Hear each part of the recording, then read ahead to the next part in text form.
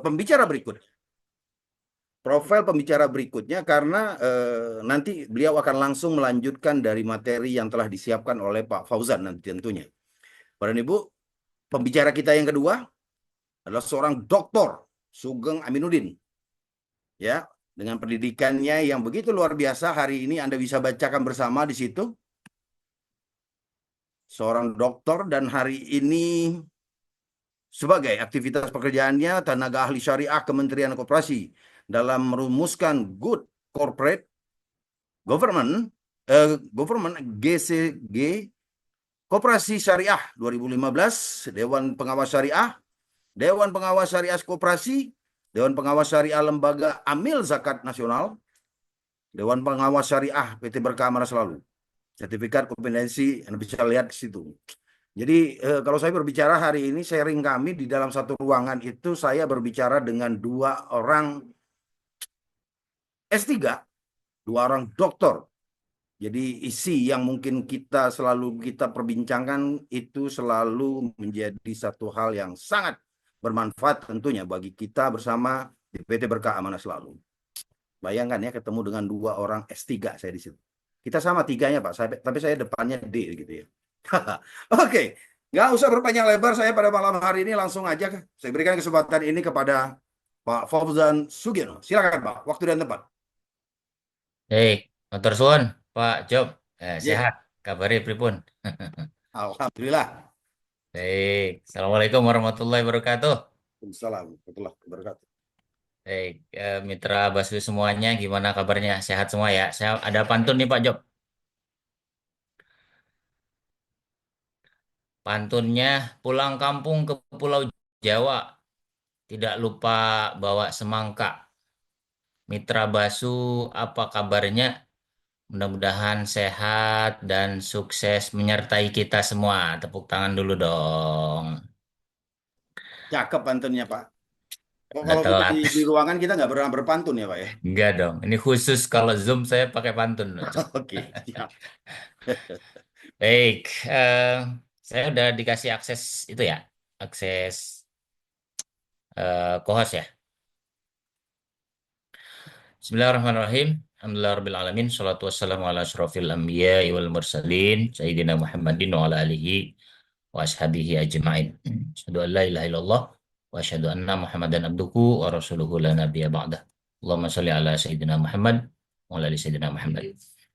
Yang kita hormati Pak GM PT Basu beserta segenap manajemen dan stakeholdernya, juga seluruh mitra Basu yang hadir di Zoom meeting pada malam hari ini. Eh, Semoga semua sehat ya. Malam hari ini tadi disampaikan oleh Pak Job adalah eh, Zoom meeting terakhir di bulan Ramadan ya. Seperti kita ketahui, sebagian masyarakat kita sudah mudik nih. Sudah mudik. Mudik itu ternyata bahasa Jawa, Pak Job. Mudik, mulai dilik ya. Mudik, pulang sebentar ya. Untuk pulang lagi.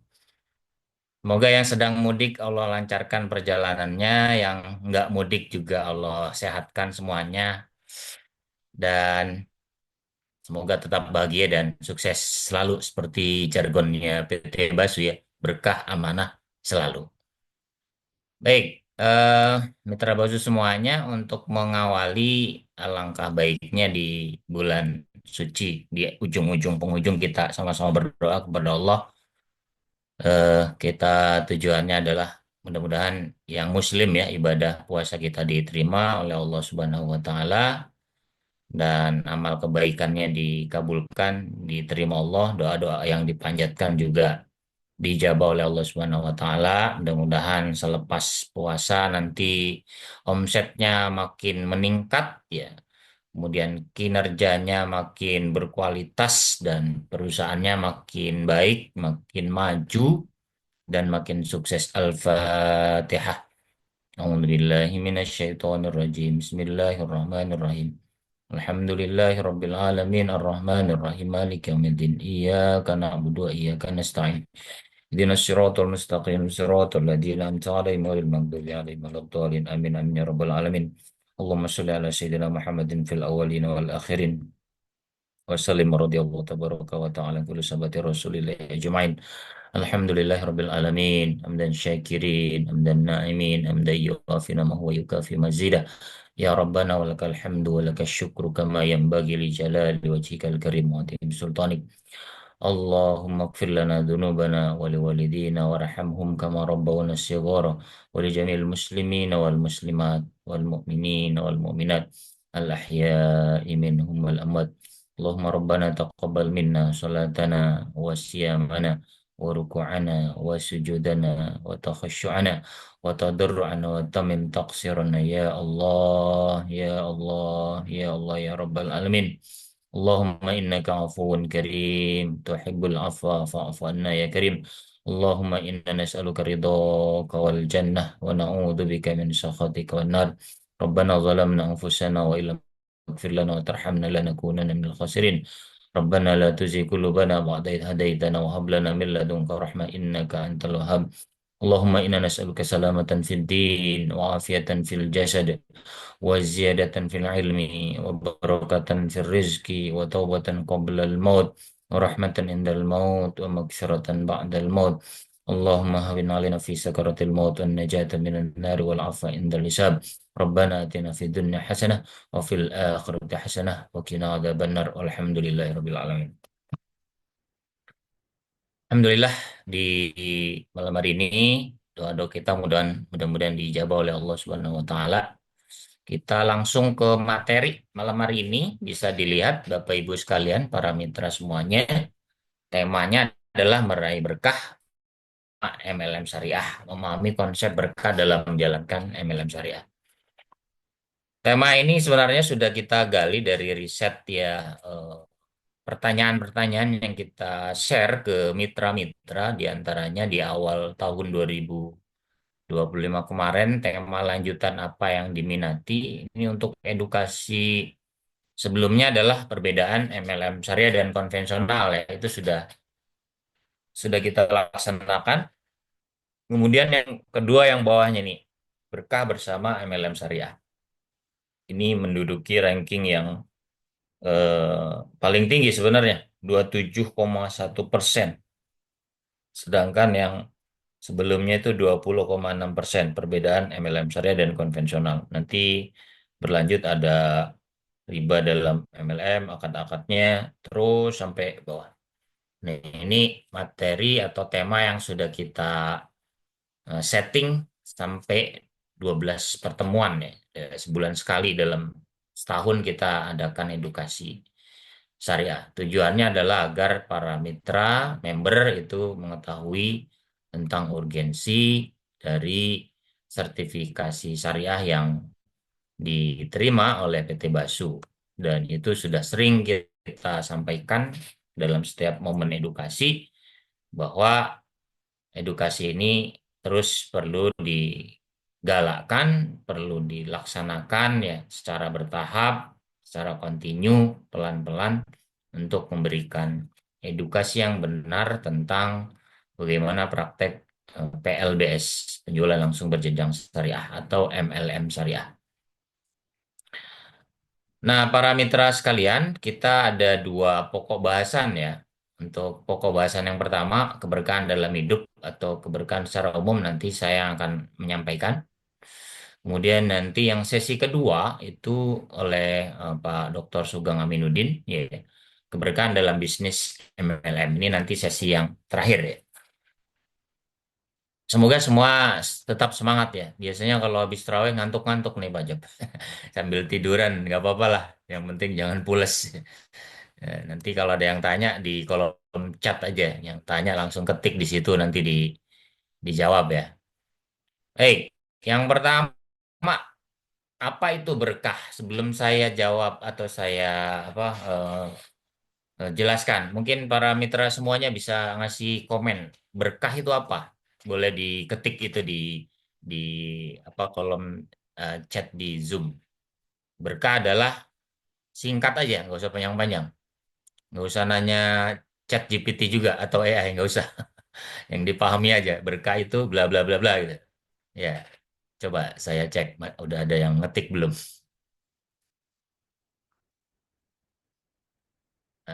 Coba belum ada. Satu. Berkah. Oke, itu sudah ada sebagian. Yang pertama, ibu atau mas ini, ibu Yuniar ya. Sedikit tapi cukup. Nah, cakep tuh. Tambah kebaikan. Ada juga. Terus berkah itu bermanfaat buat orang banyak, Bu Fatimah. Apa yang didapat, Bu Nana merasa cukup. Ziyadatul khair. Wah, ini udah orang Arab nih, Pak Job. Ziyadatul khair itu apa itu? Iya, berkah itu cukup. Wah, rahmatan lil alamin. Ini namanya bagus, Mas. Rahmatan lil alamin. Terus bertambah. Nah, itu dia. Berkah adalah manfaat. Berkah adalah kebaikan yang banyak. Karena Tuhan yang mendatangkan. Oh, cakep semua dah. Masya Allah. Tepuk tangan buat semuanya. Oke, tadi yang dijawab di kolom chat udah benar semua. Udah selesai nih materi kita, Pak Jab. Orang udah tahu semua. Udah closing aja closing ya. Baik. Berkah itu secara bahasa ya tidak terlepas dari tiga ya. Ini kalau nggak bisa bahasa Arabnya saya nggak usah dibaca ya.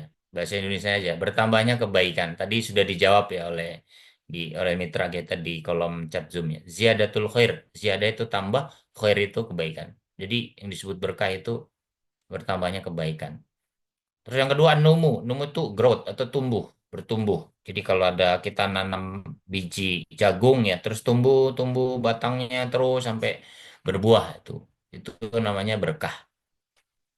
Atau yang ketiga, yang paling penting berkah itu adalah kontinuitas kebaikan, al-istiqror atau al-istimror. Jadi berlangsung secara kontinu. Kalau bertambah tapi sedikit, ya berkah sih tapi sedikit.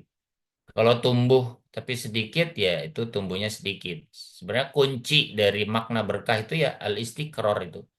Jadi kebaikannya tuh kontinu, tidak terbatas dengan waktu. Itu pengertian berkah. Di bertambahnya kebaikan yang tidak terbatas dengan waktu. Meskipun si pelakunya itu sudah meninggal, keberkahan itu akan terus mengalir ke orang-orang yang ada di sekitarnya. Itu berkah. Ada di tempat kita juga disebut berkah, Pak Job. Berkat ya. Kalau habis yasinan nenteng apa? Nenteng itu, nenteng nenteng berkat ya. Itu berkah juga ya. Jadi berkah ya, berkah dari Sohibul Bait ya, memberikan kebaikan untuk para tamu-tamu yang datang. Jadi itu kesimpulan dari berkah. Selanjutnya, ini materinya sepertinya lebih ke secara umum ya. Keberkahan dalam hidup itu kita bisa klasifikasikan menjadi beragam tipe. Jadi keberkahan itu tidak hanya diukur dengan uang, materi, ya, tapi keberkahan itu ragam macam jenisnya banyak. Yang pertama umur. Keberkahan umur itu berarti dalam hidupnya seseorang itu memberikan dampak positif buat orang banyak.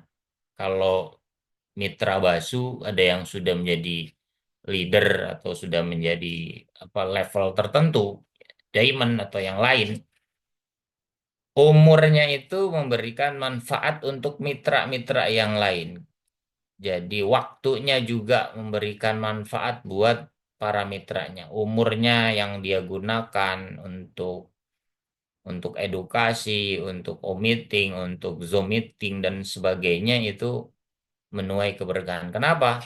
Yang di-share itu kebaikan. Sehingga kemudian orang-orang yang mendapat sharingnya itu juga mendapat kebaikan. Terus berlanjut ke mitra di bawahnya, mendapat kebaikan lagi. Terus ke level selanjutnya terus. Jadi keberkahan yang berkelanjutan. Ini keberkahan umur. Maka umur itu salah satu anugerah dari saya dari Allah Subhanahu wa taala yang Allah percayakan kepada hambanya, kepada manusia untuk dipergunakan dengan baik. Maka kelak ketika seseorang itu sudah menghadap Allah Subhanahu wa taala, pertanyaannya adalah untuk apa umur kamu dihabiskan? Untuk hal-hal yang positif, ya, kebaikan atau untuk hal-hal yang negatif. Ini keberkahan dari umur. Maka orang ada yang umurnya pendek, ada yang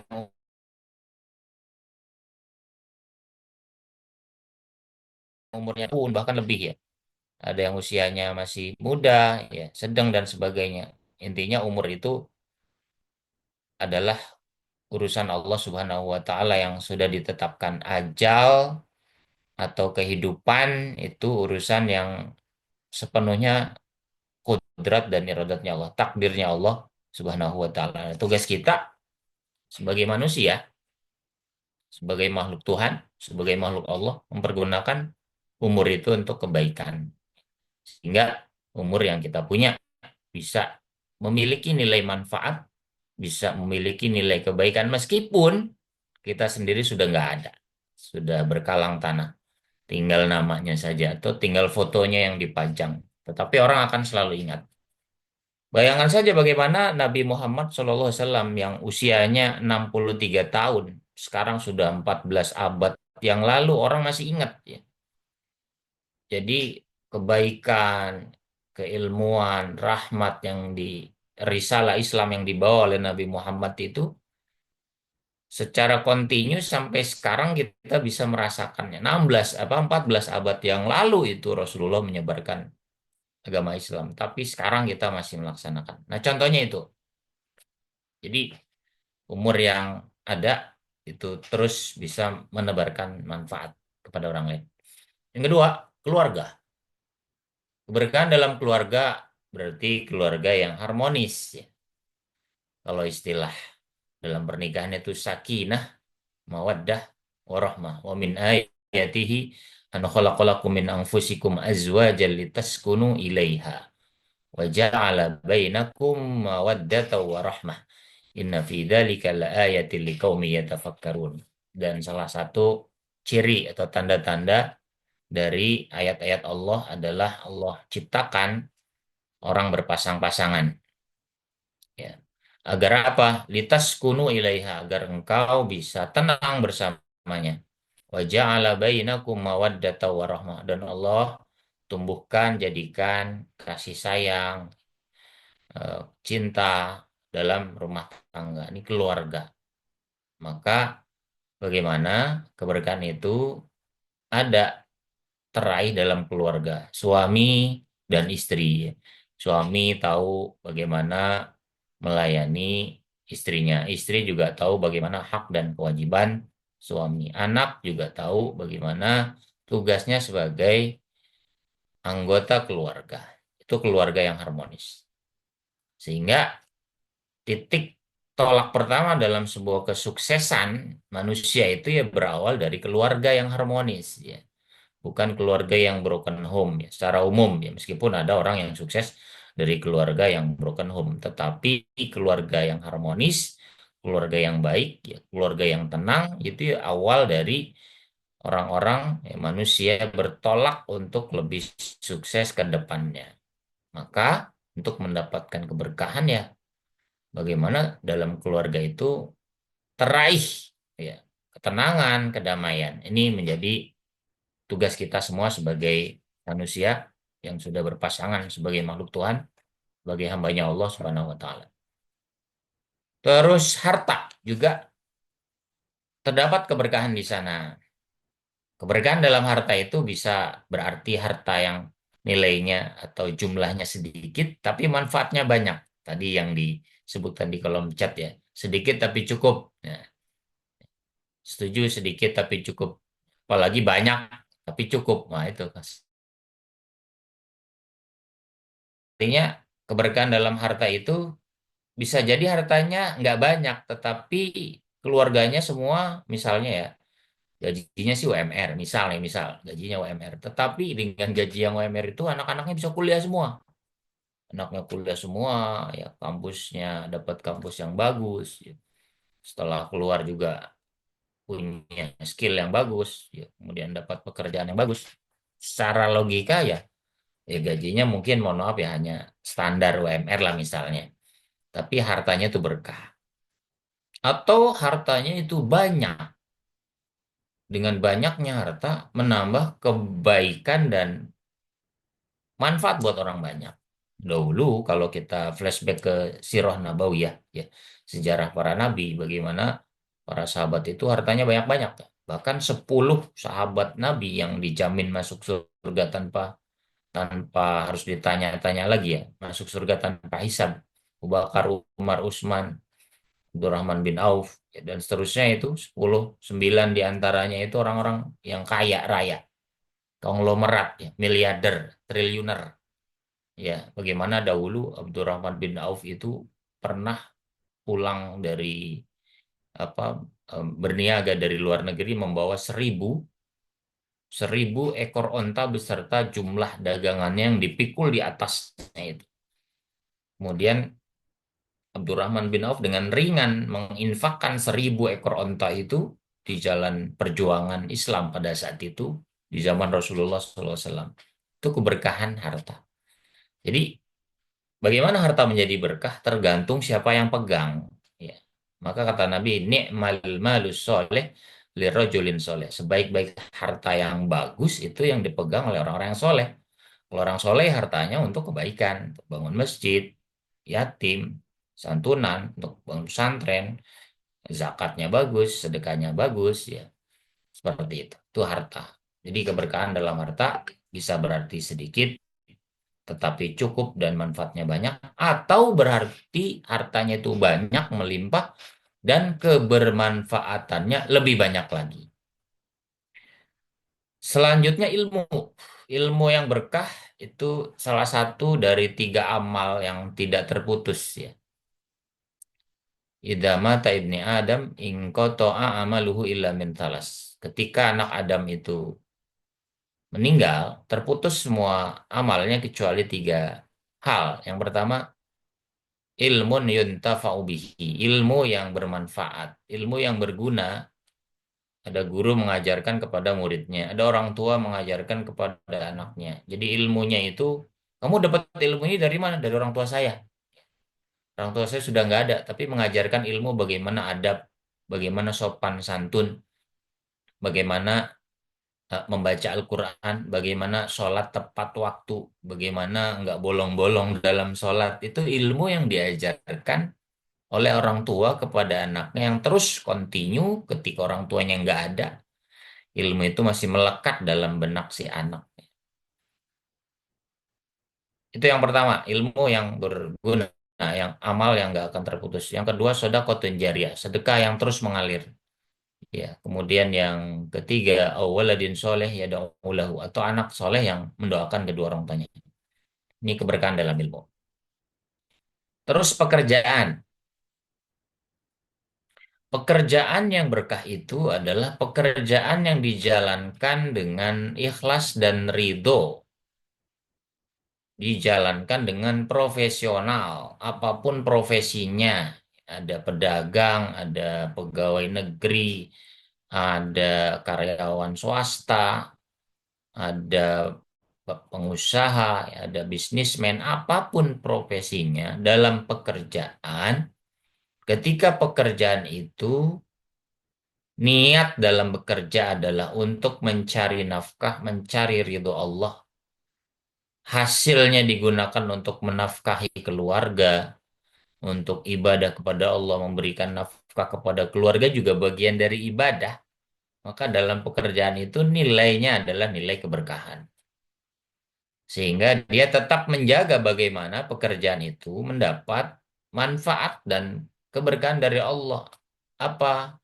Pekerjaannya dijalankan dengan profesional, dengan jujur, tidak tipu-tipu, ya, menepati janji, dalam bekerja itu tuntas. Maka kata Nabi, Innallaha yuhibbu idza amila ahadukum amalan an yutkinahu.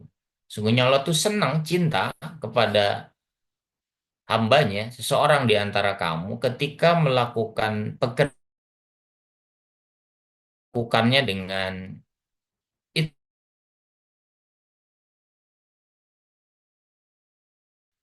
melakukannya dengan bagus, ya. Misalnya kalau bangun rumah ya rapi, kalau mengerjakan renovasi ya bagus, bahan-bahannya bohong-bohong ya, kemudian sesuai dengan budget yang diberikan ya, campuran semen dan pasirnya juga sesuai sehingga kualitas bangunannya menjadi bagus. Itu kalau dalam pekerjaan. Terus seorang karyawan misalnya masuknya nggak telat, pulangnya juga sesuai apa perintah bosnya dia laksanakan, itu pekerjaan yang berkah. Begitu pula dengan bisnis. Bagaimana bisnis itu menjadi berkah? Tentu dengan alur prosedur, dengan petunjuk yang sesuai dalam etika bisnis itu. Ya. Misalnya penuhi kontrak-kontrak yang sudah disepakati. Kalau gajian misalnya tanggal 1 ya bulan ini sudah selesai pembayaran. Kalau belum bisa ya ngasih tahu, jangan diam-diam. Itu bisnis. Ya. Kalau barangnya misalnya barangnya itu kualitasnya nilainya itu 100 ya bilang 100. Kalau kualitasnya 50 bilang 50 gitu. Jangan kualitas 50 bilangnya 100. Ya, kualitasnya 100 bilang 1000. Ya, itu nggak berkah bisnis seperti itu. Maka ketika kita riset ya, beberapa pebisnis yang sukses itu ada seorang pebisnis dari eh, Tiongkok ya. Dia bercerita bahwa ketika merintis bisnisnya, dia tuh ditipu oleh 10 orang. 10 orang tuh menipu dia. 10 perusahaan nipu dia. Ya dia nggak bisa menuntut karena waktu itu masih perusahaan kecil ya, belum berkembang besar. Tapi dalam proses perjalanannya 20 tahun kemudian perusahaan yang nipu dia itu 10 perusahaan itu udah nggak kelihatan lagi. Malah perusahaannya yang ditipu itu yang maju pesat sampai sekarang. Kesimpulannya apa? Orang yang mengambil keuntungan sesaat dia akan mendapatkan keuntungan saat itu saja atau beberapa kali saja. Tetapi keuntungan yang didapat itu bukan didasari dari keberkahan akan segera sirna dan lenyap. Nggak akan bertahan lama.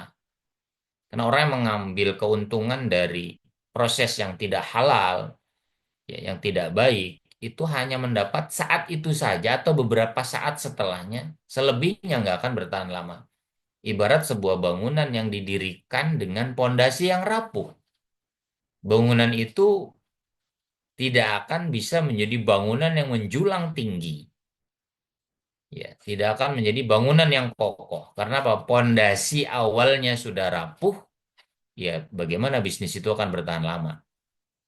Maka logikanya, kalau sebuah bisnis akan bertahan lama, ya pondasinya harus kuat dulu. Tiang-tiangnya harus kuat dulu, penyangganya kuat dulu, semua sarana elemennya yang mendukungnya juga harus kuat. Itu bisnis akan langgeng. Pondasi yang ini rapuh, ya wassalam itu mah, tinggal ngitung hari saja gitu. Itu dia ya, itu keberkahan. Oleh karena itu, ini jenis-jenis keberkahan yang ada dalam hidup. Selanjutnya, Mitra Basu sekalian, ini sampai jam berapa Pak Job? Udah jam 9 lewat, baru separuh ya belum ini. Lanjut aja Pak, nggak apa-apa. Sampai Cek sahur lagi itu nanti. ceritanya. Iya nggak apa-apa sampai sahur juga nggak apa-apa Nggak kok. apa-apa, Pak Job, nggak apa-apa. Saya ngantuk. Apalagi habis pulang tausiah tadi ya. Saya cepetin. Tahu Ustaz Sugeng udah join Sudah, belum ya? sudah, Udah sudah, ada. sudah, Oke. sudah. Selanjutnya, saya cepetin. Ucapan atau kata-kata. Nah, ini penting apalagi kita yang memang berbisnis dengan modal kata-kata kan mesti bisnis multi level marketing. Jadi ucapan kata-kata kita tuh harus dipertanggungjawabkan, harus kredibilitasnya dipertanggungjawabkan. Supaya apa? Ya kata-kata itu mencerminkan diri kita. Ya, dan kata-kata itu adalah doa. Kata-kata yang baik menjadi doa, kata-kata yang buruk menjadi petaka kan. Ucapan yang berkah itu seperti apa? Baca Quran, nih kau bagi yang muslim baca Quran. Itu berkah banget ya. Setiap huruf pahalanya banyak lah. Ucapan syukur, misalnya mitra baru dapat naik level. Oh, alhamdulillah bersyukur ya. Panggil apa yatim dan duafa kasih santunan bersyukur di situ. Terima kasih kasih kepada leadernya, bersyukur kepada downline-nya atau mitra di bawahnya itu juga syukur. Terima kasih. Jangan orang nggak tahu berterima kasih, dikasih nggak terima kasih, nggak dikasih malah ngancem. Ada seperti itu. Jangan sampai. Ya, ucapan syukur itu penting. Maka eh, amazing word ya, ucapan yang luar biasa itu terima kasih, ya, maaf, permisi, minta izin itu ucapan yang simpel tapi nilainya luar biasa. Terus ucapan yang berkah apa? Zikir, mengingat Allah, ya, zikir, mengingat kebaikan orang tua kita, ya. Zikir dalam lisan, zikir dalam hati, zikir dalam perbuatan itu juga berkah. Doa dan mendoakan ini penting. Ketika mitra mendoakan leadernya misalnya, itu sebuah kekuatan motivasi internal yang akan menguatkan betapa doa itu seperti aliran energi positif. Ketika energi positif itu masuk ke dalam jaringan, kebaikan itu juga akan terus mengalir dalam jaringan itu. Tetapi ketika energi negatif itu masuk ke dalam jaringan, ya praktis semua jaringan itu akan terbawa kepada energi negatif itu. Maka penting ya, doa dan mendoakan. Apalagi seperti MLM itu kan bisnis jaringan. Jangan sampai dalam jaringan itu ada energi-energi negatif yang menyusup. Kalaupun ada segera di-cut ya. Jangan dibiarkan dia tumbuh. Ya. Doa dan mendoakan. Ucapan salam penting. Salam ketika bertemu. How are you? Assalamualaikum. Selamat pagi. Apa kabar? Penting gitu. Meskipun ucapan seperti itu terkesan basa-basi, tapi ya nggak masalah. Justru ucapan salam, bertegur sapa, itu bagian dari aktivitas sosial yang menuai keberkahan. Contoh aja misalnya Bapak Ibu hidup bertetangga. Ya, layaknya hidup bertetangga kan saling bertegur sapa. Ya kalau bertetangga nggak pernah tegur-teguran, tetangganya lagi nyapu di depan cuek ya.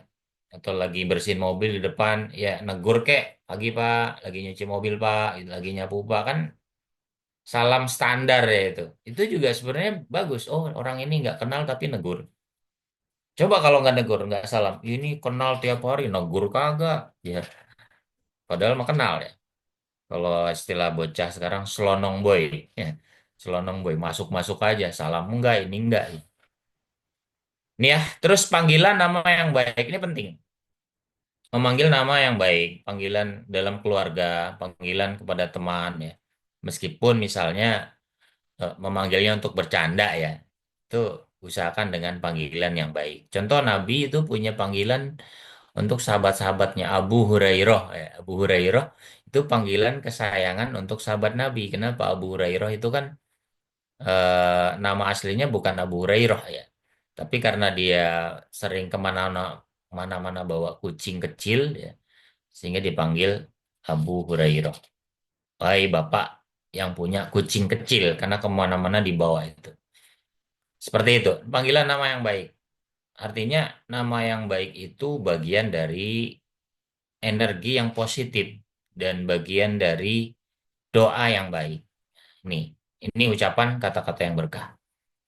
Sehingga Nabi pernah sampaikan salah satu ciri kebaikan iman seseorang itu dia akan berkata-kata yang baik. Kalaupun dia tidak bisa berkata-kata yang baik, dia akan diam. Seperti itu. Nih, karena kita ingatkan bisnis kita adalah bisnis kata-kata. Jadi jangan cuma jual kata-kata, tapi kosong.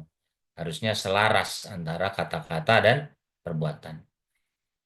Oke, berkah dalam perbuatan, ya taat pada ajaran agama masing-masing, bermusyawarah, kalau ada apa-apa diomongin, ya, mau pergi, ngomong, mau program ini bilang, ya. Sehingga Nabi sampaikan, ma khaba man istakhor, enggak rugi orang yang beristikharah, wala nadima man yang berdiskusi, bermusyawarah. Seperti itu. Wala ala man iktasoda, dan enggak akan sengsara orang yang hemat. Orang yang punya tujuan dia nggak akan sengsara. Ini dalam bermusyawarah juga penting. Dalam memutuskan sebuah program, kegiatan, ya, dalam keluarga itu penting. Zakat, infak, sedekah, berbagi itu juga berkah untuk harta kita, untuk usia kita, untuk diri kita, untuk keluarga kita. Nuntut ilmu juga berkah. Menikah juga berkah, Pak Job. Menikah berkah, Pak Job ya. Jangan duit banyak nggak nikah, Pak Job. Ya, nikah itu mengundang keberkahan ya. Berkahan hidup, ketenangan. Ini mitra Basu yang belum nikah, mudah-mudahan Allah mudahkan jodohnya. Yang udah punya jodoh ya mudah-mudahan apa? Langgang Pak Job ya. Ini jawabannya mau nikah lagi Pak Job nih. Iseng banget. Janganlah. Ya, langgang ya. Gini. Oke, terus ini terakhir ya. Berkah berinteraksi dengan manusia karena bisnis kita itu bisnis berinteraksi dengan orang, ya. Maka ini penting. Bagaimana para nabi dulu, nabi, agama apapun yang diutus untuk nabi, untuk umatnya, Nabi Isa berinteraksi dengan kaumnya. Nabi Musa berinteraksi dengan kaumnya. Nabi Ibrahim, apalagi Nabi Muhammad, interaksi. Pelajarannya nggak mungkin seorang leader itu nggak berinteraksi dengan mitranya, nggak melakukan apa-apa, kemudian dapat bonus kan nggak mungkin. Dia harus berinteraksi, nanya kabar, gimana nih jaringan kita, gimana mitra kita sudah terpenuhi belum targetnya, seperti itu. Jadi bisnis interaksi itu berkah. Ya. Terus orang tua, ini apalagi siapa yang masih punya orang tua, ya, orang tuanya masih hidup itu ladang keberkahan buat kita ya. Punya orang tua jangan disia-siakan. Ridhol walidain. Ridhonya Allah ada pada keridhoan kedua orang tua.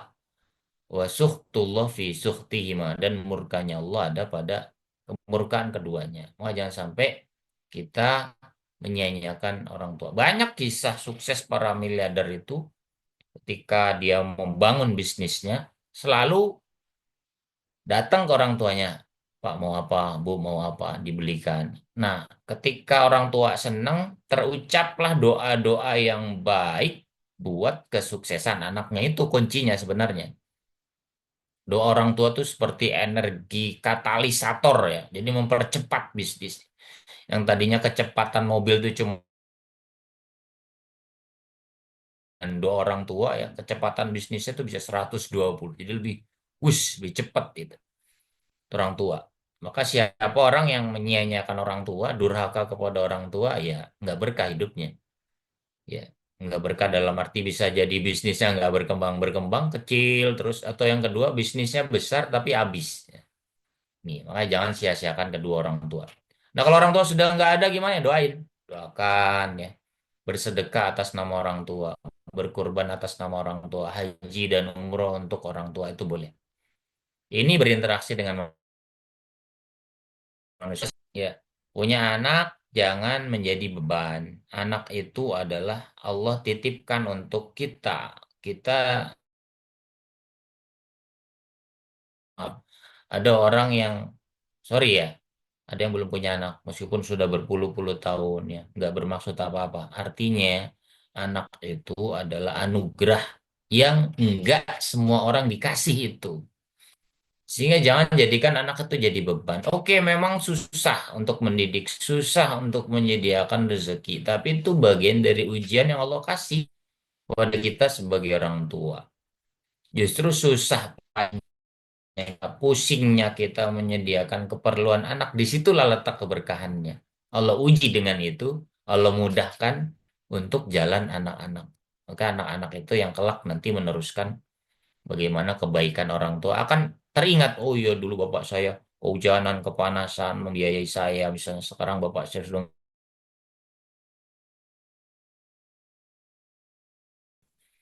seperti itu anak. Oke, terus terakhir bergaul dengan orang banyak. Ini penting. Apalagi bisnis jaringan, MLM itu harus kenal sama orang, minta nomor WA-nya ya.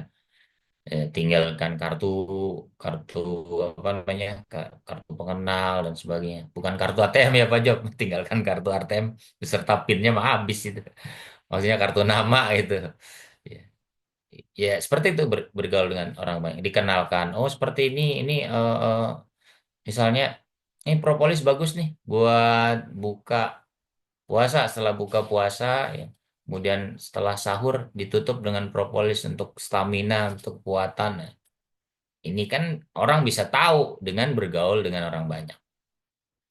Terakhir, Buya Hamka nih, tokoh pahlawan nasional pernah bilang, keberkahan itu tidak diukur dengan materi, tapi dengan kebahagiaan dan kebermanfaatan dalam hidup.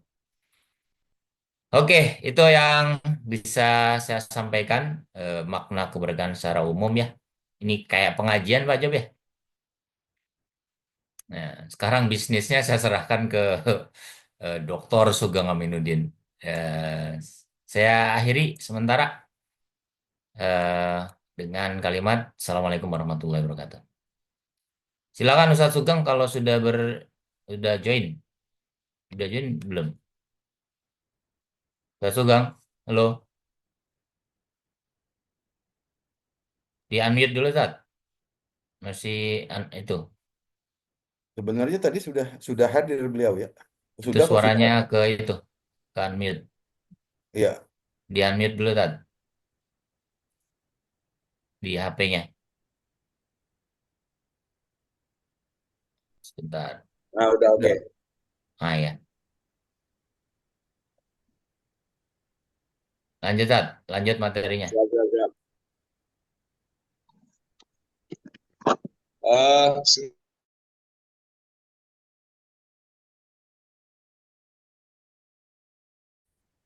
Alhamdulillah, alhamdulillah, rabbil alamin.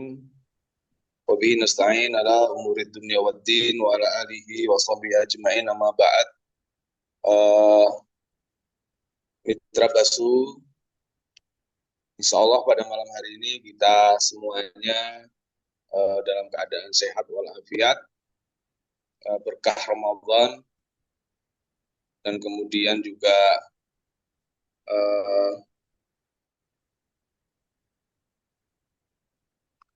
kita senantiasa dalam bimbingan Allah Subhanahu wa taala. Baiklah, Mitra Basu yang dimuliakan oleh Allah Subhanahu wa taala, saya di sini kebagian sesi yang kedua ya, setelah Ustaz Fauzan tadi menyampaikan ya beberapa anasir ya, beberapa unsur-unsur keberkahan, apa itu keberkahan, kemudian bagaimana mengundang keberkahan, dan mudah-mudahan itu semua menjadi penyemangat kita. Baiklah, kemudian yang selanjutnya dari syarat-syarat hadirnya sebuah keberkahan itu, atau syarat dari hadirnya sebuah keberkahan dalam sebuah bisnis ya. Yang pertama,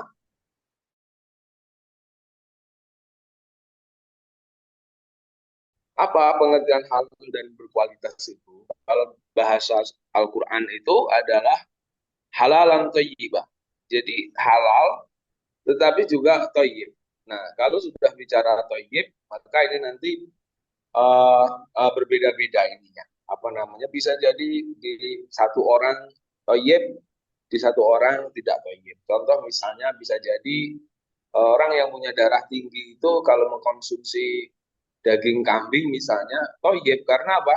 Itu akan bermanfaat bagi meningkatkan darah tingginya. Tetapi tetap halal itu secara umum, secara syariah halal. Tetapi bagi orang yang tensinya tinggi, wah itu tidak thayyib. Artinya halal itu belum tentu thayyib. Apa kriterianya? Yang pertama, bahan bakunya halal ya. Jadi apa yang menjadi bahan baku dalam sebuah produk yang kita jual, itu dipastikan tidak ada tercampur dengan apa unsur-unsur yang haram.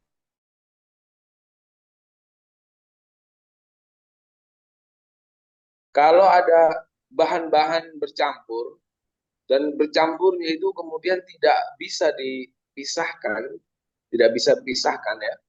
Misalnya minyak bercampur dengan najis ya. Maka ketika minyak tadi bercampur dengan najis, maka minyak itu menjadi haram karena susah dipisahkan. Berbeda nanti kalau misalnya minyak itu bentuknya beku misalnya. Beku bisa dipisahkan, ya artinya eh, halal dan mana yang haram. Artinya mitra basu rahimakumullah, jiwa kita menjadi tenang, ya. Jiwa kita menjadi tenang ketika kita misalnya memasarkan produk yang memang benar-benar terjamin kehalalannya, bukan yang haram, ya. Apalagi mencari rezeki, ya, dengan kita menjual produk, maka apa yang kita bawa ke rumah itulah yang kemudian akan menumbuhkan daging, menumbuhkan hati, menumbuhkan jiwa, perasaan anak-anak dan istri kita.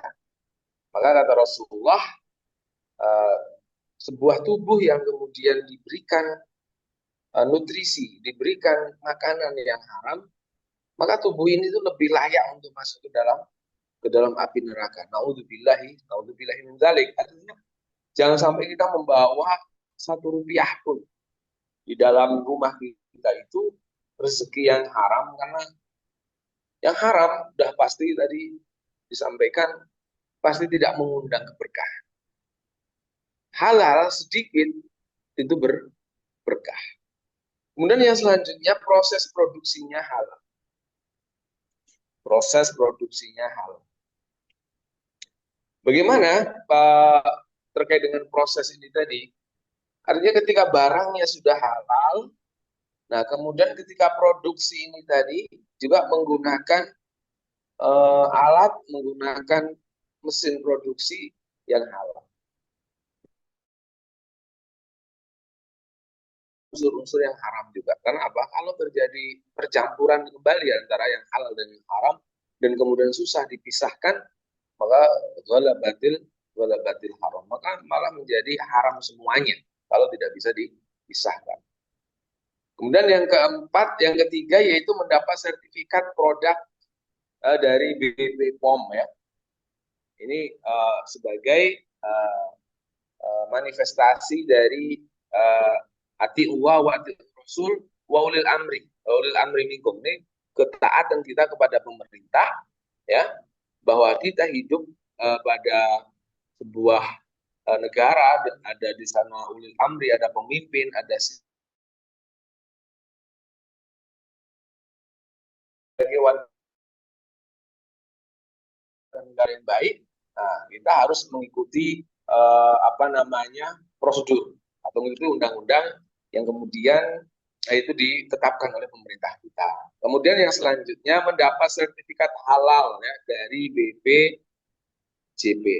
Jadi sudah BP POM sudah, tapi masih ada satu lagi, memastikan bahwa produk itu adalah halalan thayyibah, yaitu dari BPJPH.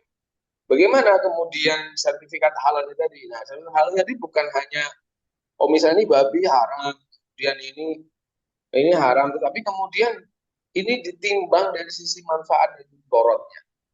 Kalau ternyata misalnya gini, mitra basu, ya, secara zatnya itu halal, tetapi ternyata kemudian mengandung unsur-unsur yang membahayakan, maka kemudian secara syariat ini bertentangan dengan maqasidus syariah, yang hal-hal yang membahayakan itu pasti diharamkan oleh syariat. Makanya kemudian untuk memperoleh sertifikat halal ini prosesnya juga tidak sederhana, karena bukan hanya misalnya produk daging, misalnya daging sapi misalnya, ini halal belum tentu, karena harus diperiksa dulu apakah daging sapi ini terbebas dari virus antrak, terbebas dari campur bakteri-bakteri dan sebagainya. Kalau misalnya daging ini ternyata kemudian ada zat-zat atau bakteri yang membahayakan, ya tidak bisa dihalalkan. Ya, tidak bisa dihalalkan karena memang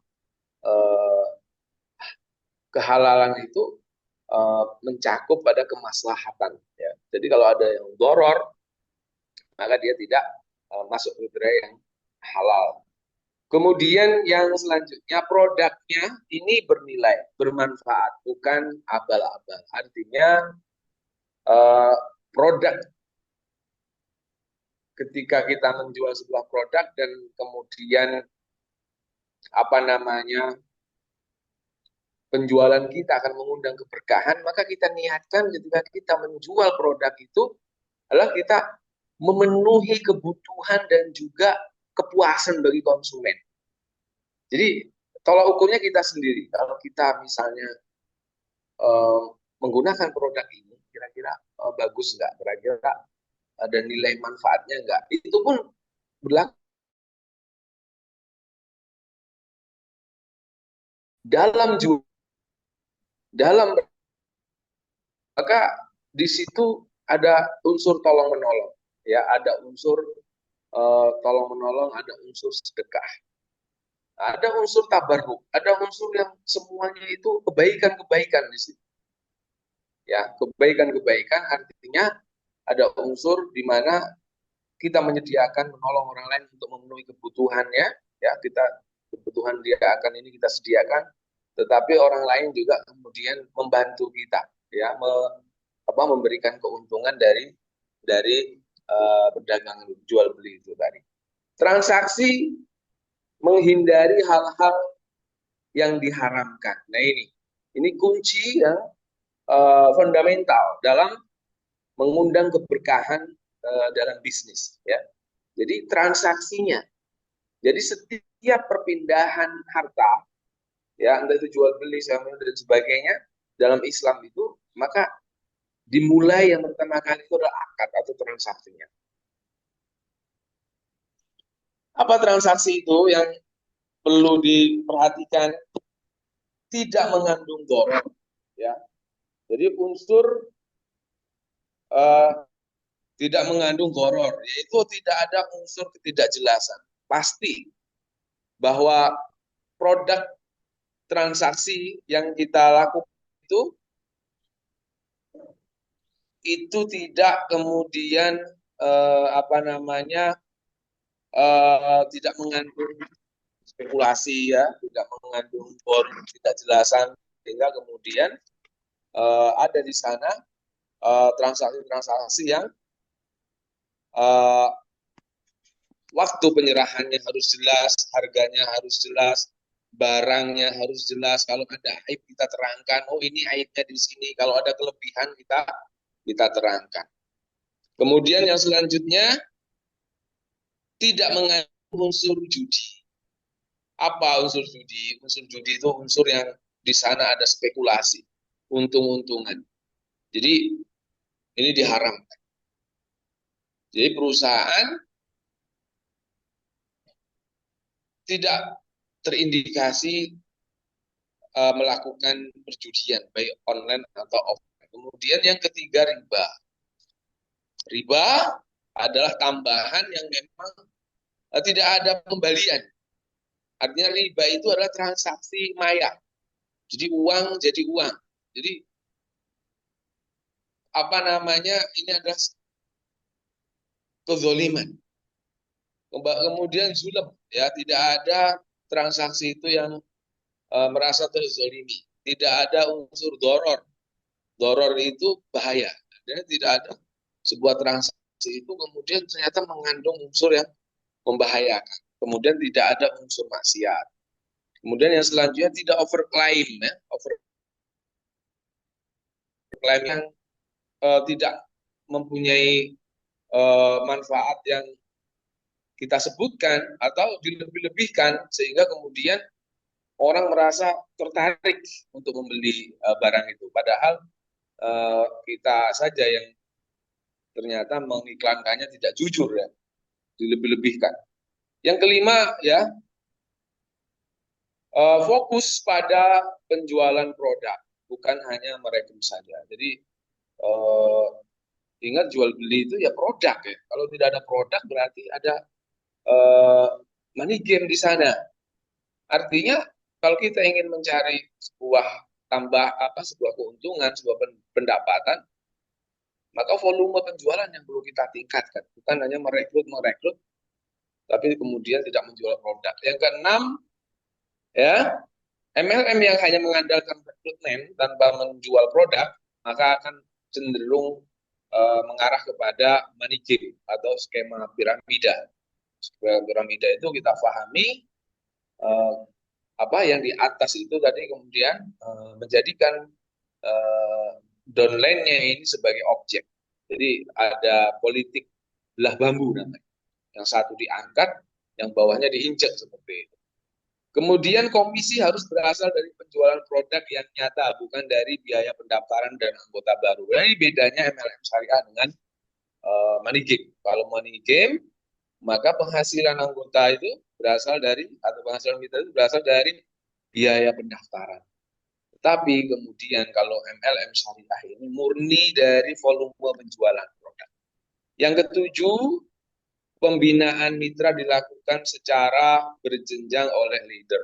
Jadi eh, ketika seorang menjabat atau menempati posisi level tertentu, maka pekerjaannya sudah berbeda dengan ketika orang baru mendaftar dan sebagainya. Jadi eh, seorang yang sudah di atas, maka pekerjaan pembinaan itu bisa melalui workshop, seminar, kemudian melalui Zoom meeting, kemudian dan sebagainya, pembinaan-pembinaan yang sifatnya dia bisa jadi tidak menjual langsung, tetapi membina anggota atau donaturnya ini dengan bentuk yang lain, dengan pembinaan supaya nanti memberikan semangat, kemudian memastikan bahwa mitra di bawahnya atau downline ini tadi kemudian menjalankan bisnisnya, memberi support positif, kemudian membantu mitra dalam mengembangkan bisnis ya, bukan sekedar memanfaatkan mereka. Jadi seorang mitra yang bagus, mitra basu yang bagus itu memandang bahwa di bawahnya itu bukan objek, tetapi mitra ya, mitra yang kemudian juga harus dibantu untuk berkembang, sehingga kemudian ketika di bawahnya berkembang, maka dia pun juga akan otomatis berkembang.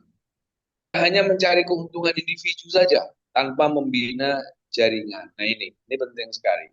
Jadi salah satu kunci keberkahan ya, salah satu kunci keberkahan itu adalah hidup bermanfaat bagi orang banyak. Hidup bermanfaat bagi orang banyak. Itu salah satu kunci keberkahan. Kemudian menyediakan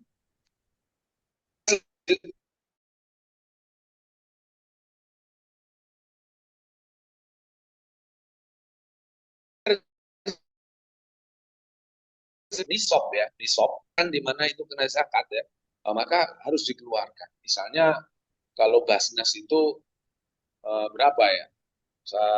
Kalau nisabnya 85 gram emas. Kalau dikali sekarang 1 gram emas itu sudah 16 ya 100 sekian gitu. Kalau kita punya penghasilan 1 tahunnya itu setara dikumpulkan senilai 130-an juta, maka dikeluarkan 2,5%. Ya, karena dalam harta kita itu ada hak bagi orang lain, bagi orang lain. Kemudian yang selanjutnya, menyalurkan kepada fakir miskin dan yang berhak menerima jiswab. Jadi penghasilan kita bersihkan. Bersihkan dalam artian bersihkan secara fisik ya, karena di situ ada hak bagi fakir miskin, bagi orang lain, tetapi juga membersihkan jiwa dan hati kita supaya kita tidak terlalu tamak dengan dunia, tidak terlalu cinta dunia. Kemudian menghidupkan jiwa sosial dan tolong menolong. Nah ini ketika kita sudah mempunyai harta kita pegang di tangan, maka untuk apa lagi kalau harta itu bukan untuk kita investasikan di akhirat? Apa caranya? Caranya itu meringankan beban orang lain, kemudian membantu orang lain untuk berkembang, membantu orang lain untuk bangkit dari keterpurukan ekonomi, bisa melalui membantu pendidikannya, bisa langsung dibantu secara cash misalnya. Nah, itu adalah bentuk-bentuk dari kemudian keberkahan itu sendiri. Nah, ini ada ya fatwa DSM nomor 75 tentang penjualan langsung berjenjang. Ya, ini yang menjadi pegangan kita ya dalam menjalankan bisnis multi level marketing syariah.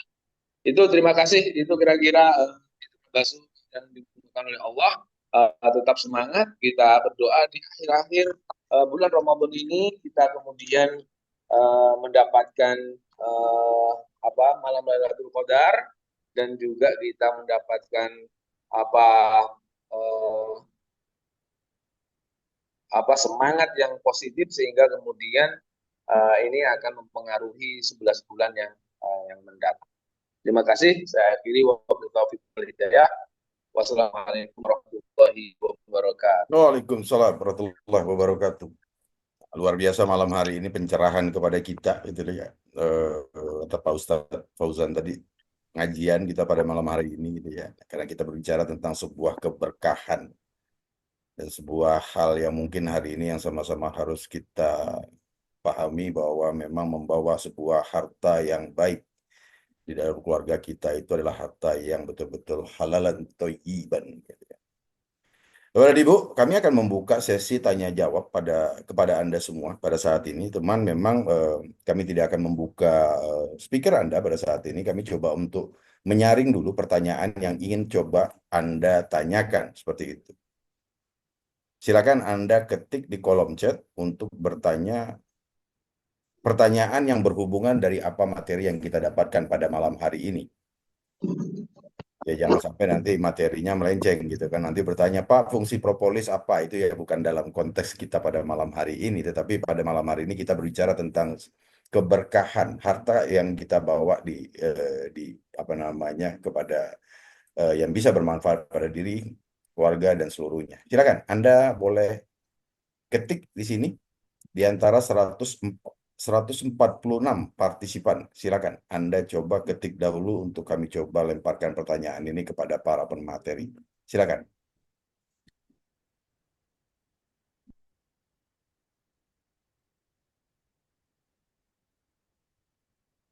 Ini kalau nggak ada yang nanya, saya aja yang nanya. Ini, kalau saya mau nanya nih gitu. Itu tadi kan ada disinggung tentang ke Ustadz Sugeng ini saat ini. Kita bicara tentang harta zakat mal tadi yang di itu, yang 1 tahun yang dihitung. Tapi kalau seandainya memang dalam hitungan bulannya kita udah keluarkan itu zakat, gitu kan? Apakah di tahunannya kita masih wajib untuk memberikan seperti itu lagi, Tad? Ustadz Sugeng. Siap, siap. Itu saya langsung jawab. Kalau setiap bulan sudah dikeluarkan zakatnya, maka itu dianggap sebagai cicilan zakat. Cicilan zakat itu apa? Cicilan zakat itu artinya ketika di tahun haul, ya. Jadi di 1 tahun itu kita membayar zakat, harta kita kemudian dikumpulin semuanya, kemudian dihitung zakatnya. Misalnya zakatnya itu misalnya nih 50 juta. Nah, maka yang setiap bulan tadi itu kita hitung, kita jumlahkan kali 12 ya, kali 12 bulan. Ternyata yang sudah kita keluarkan itu 48 juta. Nah, maka kita tinggal bayar 2 jutanya aja. Kita tinggal bayar 2 jutanya aja. Jadi kalau misalnya kita setiap bulan membayar zakat. Ini bagi yang punya penghasilan yang tetap mudah karena ketahuan nanti sekian gajinya. Tapi kalau yang penghasilannya fluktuatif ya, penghasilannya itu tidak pasti, bulan ini sekian, bulan sekian gitu. Nah, kalau dia mau membayar zakat setiap bulan itu tidak mengapa.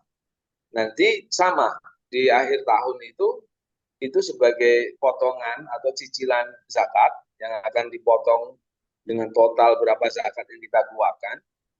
Tapi dalam hal ketika nanti ternyata dihitung di akhir tahun, ya ketika kita membayar zakat, ternyata kita hitung ternyata jumlahnya itu di bawah nisab. Misalnya nisab yang ditetapkan oleh Basnas itu sekarang sekitar nggak nyampe 100 juta sih setahun itu. Jadi sebenarnya kan kalau ulama itu mengambil nisabnya itu harga emas 24 karat ya, murni 24 karat. Nah, tetapi sekarang ini harga emas itu sudah 24 karat itu sudah hampir 1,7. Nah, kalau 1,7 kali 12 itu artinya sudah 150-an juta. Nah, kalau 150 juta baru diwajibkan zakat, maka ya Basnas itu kan banyak yang membayar zakat di Basnas itu banyak ASN dan sebagainya kan. Maka banyak ASN ini lolos dari membayar zakat karena tarif nisab zakatnya itu jadi naik gitu. Yang tadinya hanya sekitar per bulan itu sekitar punya penghasilan 7 juta itu sudah wajib zakat kalau Basnas. Bruto. Bruto itu artinya tidak harus dipotong kebutuhan ini, kebutuhan ini. Tapi ya bruto. Bruto itu akhirnya pokoknya orang kalau punya penghasilan 7 juta per bulan, maka dia mengeluarkan zakat 2,5%. Nah, di tahun 2005 ini diperbarui, tapi angkanya juga nggak jauh beda. Tapi kalau kita mengacu kepada harga emas, ya banyak yang lolos zakat. Makanya kemudian Basnas tidak mengacu di harga emas. Ya. Tapi dia mengacu pada harga emas yang bukan yang 24 karat, tetapi yang 21 karat. Ya, harganya ya sekitar 1 jutaan gitu. Jadi kalau orang punya penghasilan sekitar 85 juta per tahun ya, nah, maka dia mengeluarkan zakat 2,5%. Bisa dia keluarkan per bulan sebagai cicilan zakat, ya, atau bisa juga dia keluarkan ketika haul, ya, ketika tahun sudah dimiliki selama setahun, baru dikeluarkan zakat. Seperti itu, Pak Cok. Oke. Berhubungan dengan pertanyaan yang terjadi berikutnya ini tadi, sebentar saya baca. Jadi bonus berapa boleh zakat gitu kan? Apakah itu juga bisa mengacu dari apa yang Bapak sampaikan barusan, Pak ya? Minimal Ya. bonus berapa ya tadi ya gitu kan untuk bisa keluarkan zakat gitu. Jadi yang dizakati itu semua penghasilan. Penghasilan yang sifatnya bulanan, penghasilan yang sifatnya itu zakat mal. Jadi kalau misalnya gini, Pak Cok. Kita di rumah ada emas, misalnya kalau emas itu kan 85 gram nisabnya kan. Tetapi ingat bahwa Rasulullah SAW dulu menzakati emas itu karena emas itu sebagai mata uang. Nah, berarti emas itu posisinya sama dengan rupiah, dengan uang yang kita pegang. Ya, jadi zaman dulu kewajiban zakat emas dan perak itu karena emas dan perak itu sebagai mata uang. Jadi kalau sekarang ini ya orang punya emas berapa? Tapi kalau emas yang dizakati kan emas yang disimpan. Tapi kalau emas yang dipakai sehari-hari misalnya sebagai perhiasan tidak wajib dizakati. Tapi kalau emas itu kita simpan ada misalnya 30 gram, di rekening kita ada eh, ada 30 juta, di bawah bantal kita ada 10 juta, di bawah kasur ada 15 juta, gitu, itu dikumpulin jadi satu. Kalau dikumpulin jadi satu, ternyata nilainya itu mencapai nisab ya, atau mencapai senilai 85 gram emas ya tadi ya, maka kemudian wajib dikeluarkan 2,5%-nya. Jadi bonus itu harus dihitung sebagai penghasilan. Ya. Yang harus memenuhi standar yang seperti Pak Ustadz tadi sampaikan juga gitu kan tadi kan kalau seandainya belum mencapai dengan angka yang seperti disampaikan tadi juga bukan wajib untuk dizakati ya berarti ya. Tidak wajib dizakati. Bahkan ini saya berbicara madhabnya Basnas ya, karena kita kan yaitu tadi kita punya pemerintah itu punya Basnas, kita berusaha untuk ngikutin Basnas ya. Tetapi sebenarnya secara fikih jumhur ulama ya, NU, Muhammadiyah juga ya, dan jumhur ulama itu kebanyakan ulama bahwa 85 gram emas itu adalah neto ya. Jadi neto apa namanya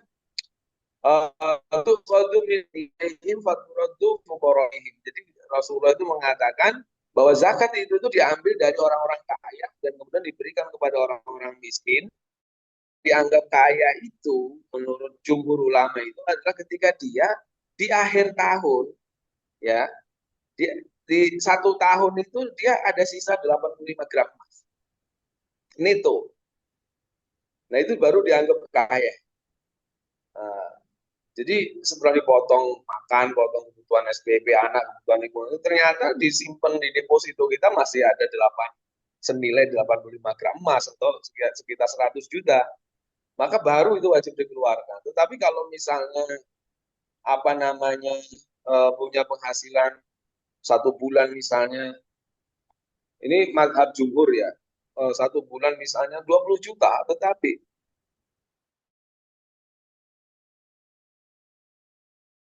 ini buat ini buat ini. Kalau menurut mazhab jumhur ya nggak wajib zakat, karena ukuran kaya itu kalau dia sudah memenuhi kebutuhannya dan ada sisa selama setahun itu senilai 85 gram emas.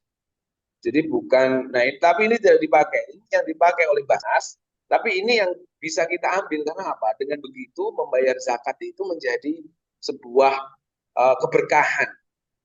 Jadi mengapa kemudian tarifnya sama Basnas itu agak diturunin? Karena orang-orang yang punya gaji 7 juta per bulan dan sebagainya itu bisa membayar zakat. Artinya apa? Nah, kalau kita kemudian niatkan untuk keberkahan, bahwa keberkahan itu ziyadatul khair, menambah kebaikan-kebaikan, mengundang kebaikan, nah itu semangat, itu saya setuju kalau semangatnya Basnas itu seperti itu. Jadi 2,5% itu tidak melihat kita neto ya, tapi 2,5% itu dari bruto, dari nisabnya itu pakai bruto. Nah, kita niatkan untuk kemudian mengundang keberkahan dari Allah Subhanahu wa Ta'ala. Ya, ya, ya. Ya, oke. Ya, cukup dipahami tentang hal ini. Jadi kalau seandainya juga ada pertanyaan, setiap kali ada rezeki, zakat penghasilan, ngasih aja kayak gitu, apakah itu juga udah termasuk zakat, kata dia seperti itu tadi? Sudah termasuk zakat Sudah atau termasuk cicilan zakat. zakat. Ya. Nah, bagaimana dengan ijab kabul jual beli melalui online, yang mana hal ini masih berkaitan dengan keberkahan? Ustadz, bagaimana dengan ijab kabul jual beli melalui online? Sebagaimana hal ini masih berkaitan dengan keberkahan. Nah, itu pengertiannya ataupun jawaban itu seperti apa, Ustadz? Silakan Ustaz Fauzan. Baik, tadi pertanyaan tentang zakat. Saya review aja ya. Zakat mal itu, zakat kan ada dua ya Pak Job ya. Dan mitra semuanya. Ada zakat fitrah, ada zakat mal. Ini yang perlu kita pahamin. Kalau zakat fitrah itu khusus di bulan Ramadan. Di luar bulan Ramadan nggak ada. Besarannya berapa? 2,5 kilogram beras atau 3,5 liter. Atau seharga itu. Kalau di Jabodetabek ya sekitar 45.000 per jiwa. Itu zakat fitrah. Dibayarkannya sampai limitnya menjelang sholat Idul Fitri berangkat. Itu zakat fitrah. Terus yang kedua zakat mal. Zakat mal itu turunannya banyak. Ada zakat profesi, ada zakat perdagangan, ada zakat pertanian, ada zakat emas dan perak. Ya, itu turunannya banyak. Nah, kalau pertanyaannya tadi, kan mengeluarkannya bulanan atau tahunan, itu ada dua pendapat. Pendapat pertama, pendapat yang mewajibkan mengeluarkan zakat mal itu tahunan. Kenapa? Karena syarat mengeluarkan zakat itu la zakat hatta yahula alaihil haul. Tidak ada zakat sampai berlaku setahun. Artinya, kenapa pertimbangan setahun? Setahun itu asumsi kalau bisnis sudah punya untung. Kalau kita punya kontrakan, kontrakannya udah dikontrakin sama orang. Kalau kita dagang, asumsinya sudah ada untung yang disimpan.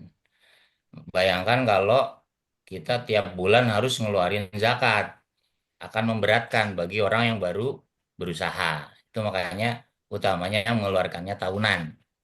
Seperti itu. Adapun pendapat yang membolehkan bulanan adalah tadi disebutkan oleh Ustadz Sugeng adalah pendapat dari Badan Amil Zakat Nasional Ulama Indonesia.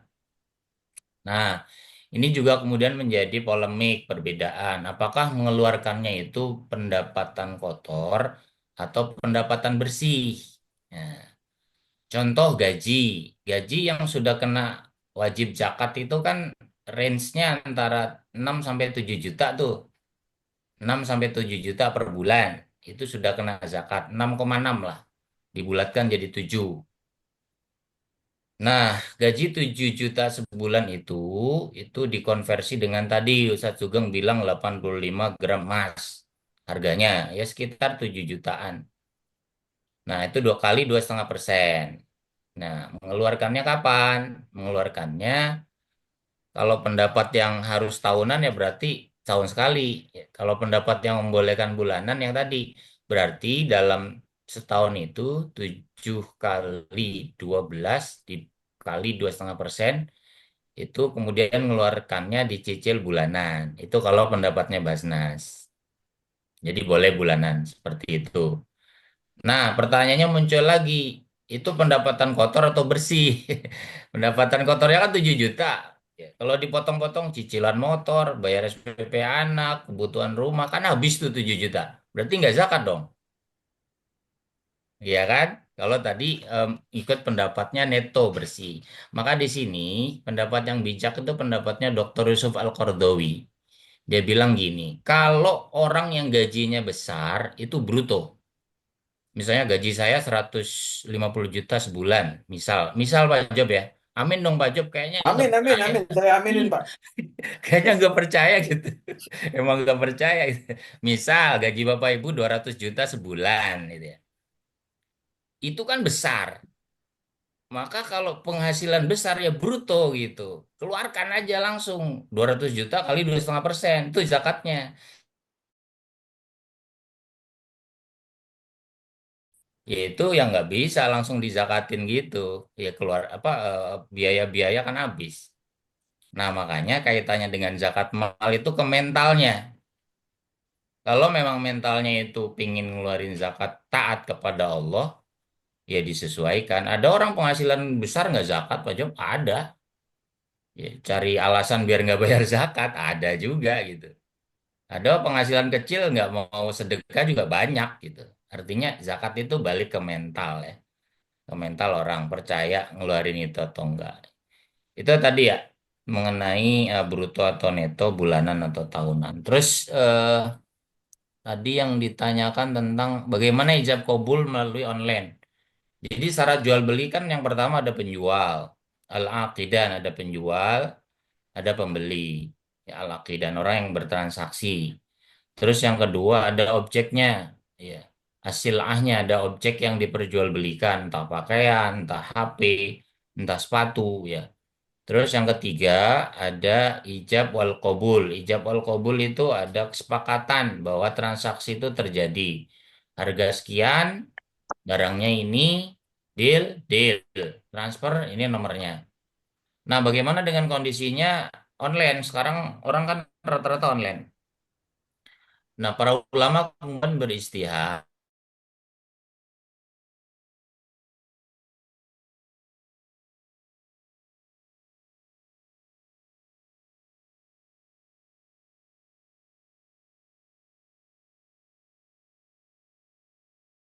bayar cash. Nah, terus si penjualnya bilang, saya terima uang cash 2 juta untuk pembelian sepatu dari kamu.